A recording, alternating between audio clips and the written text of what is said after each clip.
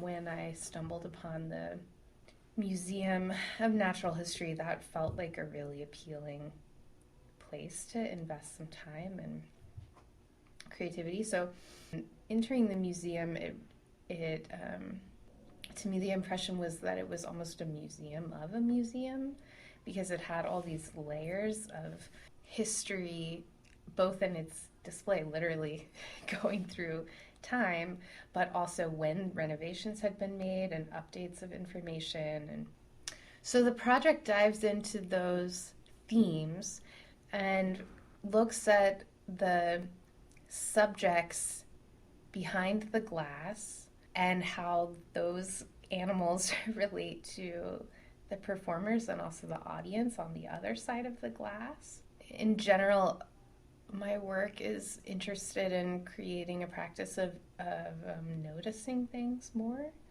So the audio tours and the choreography itself is focused somehow on visual perception and then other sensory perception as you walk through the space. So we guide that quite a bit and curate that.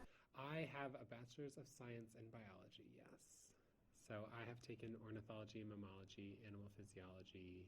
Yes. So that was kind of how I got into it. And then Stephanie found that out. And then she approached me and asked if I wanted to just like assist and be a guide on like the biology part, which is where we each picked out specimen that we liked, or a series of specimens, like the primates as a whole, or like the panda.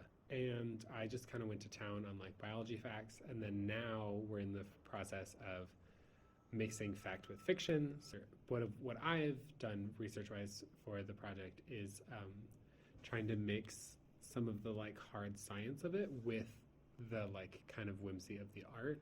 And Stephanie is the movement creation portion.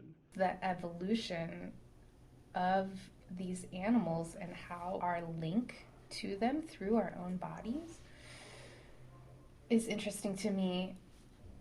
I see, when I'm working with dancers, I see this incredible range of being able to shapeshift into different beings, and through embodied practices, I feel that we can return to some previous states.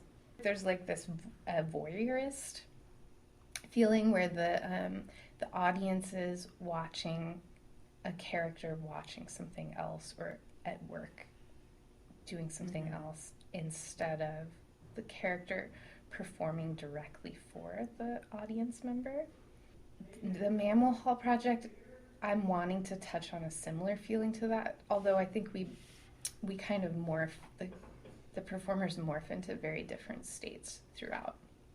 Yeah, so like a little bit of a fly on the wall feeling for the audience to be witnessing the characters, also witnessing the animals, and maybe the animals witnessing everything. And the animals having this special, like, they've witnessed things over a long time instead of just a moment, but years and years of witnessing. I think the research of how we're going to interact with the audience, we're just constantly talking about it and throwing out drafts of that and then testing them out and refining them.